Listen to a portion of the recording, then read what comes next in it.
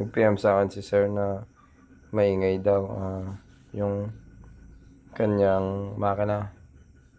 So, ito yun.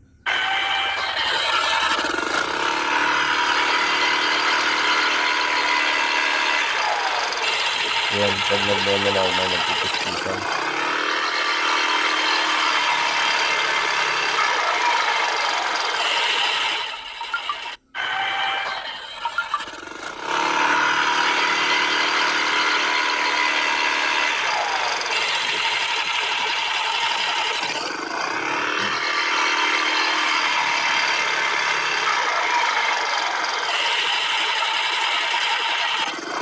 So, yun ang pag-uusapan natin mga kabulido. Yun. Nakalitis na bakal. Oh, wala. Kasi ito ang tumutunog. Dito kasi magaspa. Video yan? Video. Baka yung pang-upload ka, sir. Mga kabulido, nandito tayo sa ngayon, sa Malabon. Kasi yung Ford Fiesta na nabili namin, kailangan ma-reprogram.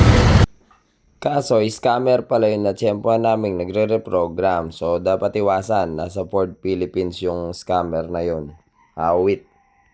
Eh, dito lang namin naisip para hindi na lumayo yung magpo-program. Kasi sir, shoutout sa kanya. Gawa natin to, taga Mandaluyong. May concern si sir, bakit daw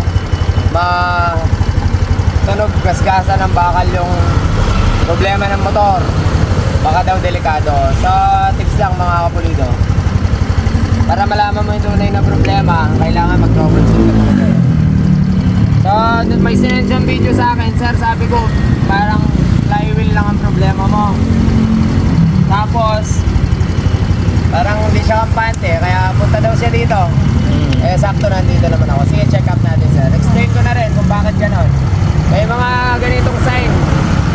Pag umaandar na minor, parang may magaspang na gumagasgas. Kadalasan kasi problema niyan is yung flywheel. So ibabalik natin mamaya, tapos hindi natin, no? Tatahimik naman yung makina niya. 59 pinto ba ito sa 2.5? 2.5. Pin 2.5. Big valves to. Tapos run 2.5. Tatahimik naman siya. Babalik ko para malaman nyo kung ano yung ibig sabihin ni sir. Dapat gaganon ulit, di ba? Gaganon, di ba? So hindi siya. Wala siya, di ba? Pag ganito kasi yun, mas ma-clear mo na yung sira kapag wala yung bendix, wala rin yung pulley. Malalaman mo talaga kung may ingay yung makina. So ang ginawa ko, nilagay ko yung backplate saka pero nakatanggal yung bendix. Nag-add na lang ako ng magic washer. Tapos nilagay ko yung takip saka ako kinik para mapanda. So clear naman sir, tahimik siya, di ba? Wala siyang problema sa makina. So tanggalin natin. Hinihintay pa naman namin kasi yung magpo-program doon sa sasakyan. Kaya okay lang. Yung scammer na nagpo-program. So ito yung magic washer. Shoutout, guys. Sir Kamatic, yung iniram naming magic washer sa'yo. Salamat sa iyo. Sa iyong pagsuporta sa aming Mini shop sa sidewalk. Genrix branch na naman. Malabon. Para sa Caloocan, no? So ibabalik natin to. Explain ko na muna para mabilisan. Madalasang galas na tumutunog is dahil magaspang na ito, may basa ka sa. Pagka magaspang na yan, gamit na. Anong year model motor mo, sir? 18. So since 2018 pa to na, sir. Ang tumutunog kasi, dahil ng mga bendix bit natin, may spring yan. Lalo kung malakas yung spring, nakadiin siya lalo, di ba? Pag malakas yung spring. Nakadiin siyang maigi dito, so kung magaspang na ito, tutunog siya. Sound. Dahil tinanggal namin tong buong bendix, hindi siya maririnig kasi wala nang gumagasgas dito. So ibalik natin. Yan. Tapos, lagay natin ang pulley, walang belt na, sir. Walang belt, ibig sabihin, pag wala siyang belt, malalaman mo kung may problema naman to. Pag tumahimik siya na walang belt, ibig sabihin, ito naman yung problema niya, sir. Ito, tutunog to, sir. Ito lang yung under niya, ito. Artista na naman ako. Nada na. Ayan. O yun, ang ingay. So, yun sir, di ba? Ayan, maingay ulit. Yan po yung tinatawag na yung ingay.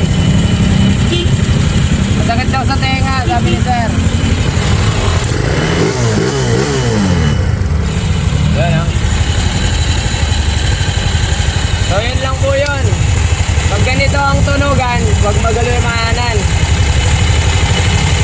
Pinditan ko yung push start. Iikot yung flywheel. Nawala yung tunog. Saan ko? Tumunog ulit. Kasi sumasabay na yung flywheel dun sa Bendix. So mawawala talaga yung tunog. So yung iba naman iniisip nila tulad ni sir, yung bearing daw na malaki ng flywheel. Hindi po yun yun. Bakit? Kasi kapag umaandar ang makina natin, tignan niyo yung flywheel, di naman umiikot. Kung sira yung flywheel bearing, tutunog siya kapag ka nagpo-push start ka. Kasi umiikot siya nun, doon nagtatrabaho yung bearing ng flywheel. So dahil di naman umiikot yan, ngayon umaandar yung makina, hindi naman nagtatrabaho yung flywheel bearing, sir. Diba? Pinaltan niya kasi, akala niya yun daw. So pagka gano'n, ang problema is yung flywheel mo, magaspang na yung ikutan ng Bendix speed. So para mawala yon, palit ka na ng flywheel. Mahal nga lang yung original. Ayun lang, mga kapulido, na may napulot kayong munting aral sa ganitong klaseng trouble. Yan, okay naman. Bigyan natin konting road test. Ginawa natin sa Mandaluyong. Kailan ito nagawa, sir? May, wala pang May, sir. Wala pang May, sir. March? March 14. March 14. So, buwan. Hindi. February 14. Siya yung video nun. March 14. Ah, Sakit ng ulo ko nun eh. Sumagat na ulit niya sa pagbibideo. Hindi. Tata ko kasi. Sumata niya, ganun. Magaling. Ito pala yung ano, Aerox na pipe. Yung naka-Aerox na maangas pipe. yung pipe niyan par. Pang Aerox man. Ilang ano yung tubo Kulang niyan sa sir? Magic Washer, 32.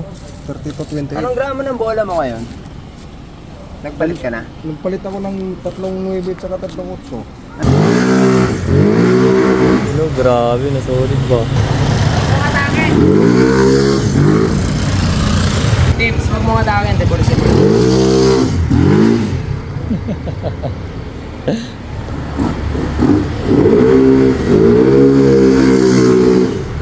Eh, 59. Ito naman sir, sir lang naging issue, flywheel lang. Medyo tahimik kasi nakatagit. Ayos na mga kapalito, hanggang sa muli natin pagkikita. Paalam. Hindi na tayo, malayo na.